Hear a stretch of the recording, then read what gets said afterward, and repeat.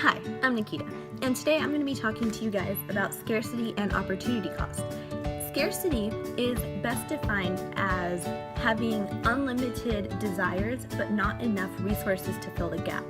And this creates competition for the resources, and that the resources that are available have to be put to alternate uses to fulfill what society needs right now.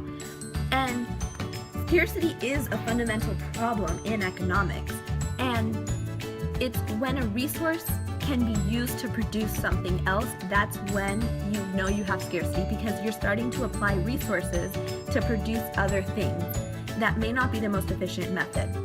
And scarcity creates this price inflation, and it has a really huge negative impact in society because we have so much potential to use that resource that we don't understand that it's very limited and we can't use what we don't have.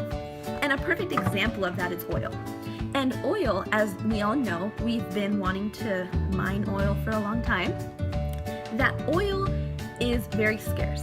And when we have this need for oil, we don't understand that we can only have so much of it. That's why we always are going to war over oil. We always want oil, like we need it. And that's a really big economic problem, because not only does it create this divide, but it starts to cause a lot of inflation, which I'm sure if you want, you can go and look up all those interesting videos on inflation. But yeah, scarcity is a really big economic problem. And the other thing that I'm going to talk to you guys about is a little bit more complicated. It's opportunity cost.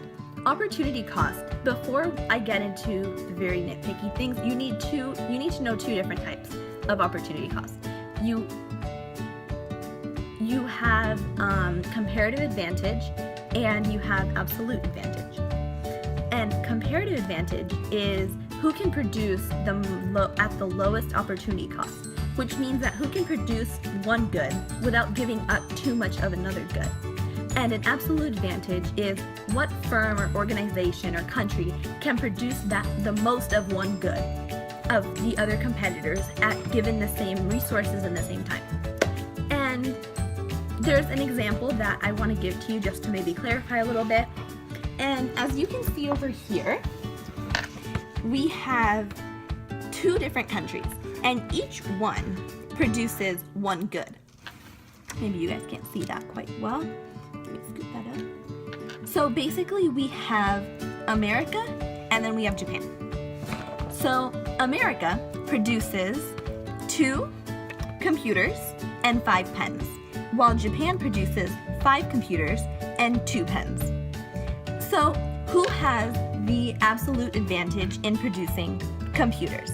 Well, remember what I said. Absolute advantage is who can produce the most of one good.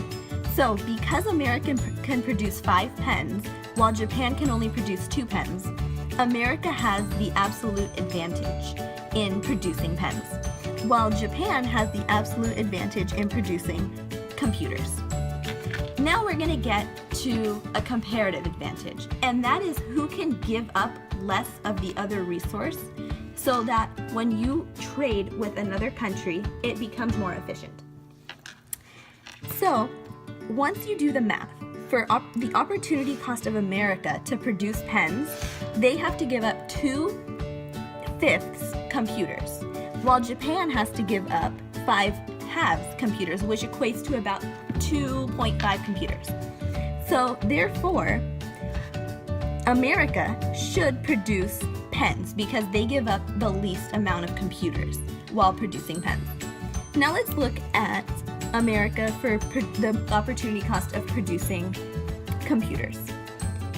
America can give up 5/2 pens for every computer they produce, while Japan only gives up 2/5 computers. So therefore, Japan has the absolute advantage in producing the pens. And that's just a basic rundown of opportunity cost, scarcity, and just remember that if it seems confusing,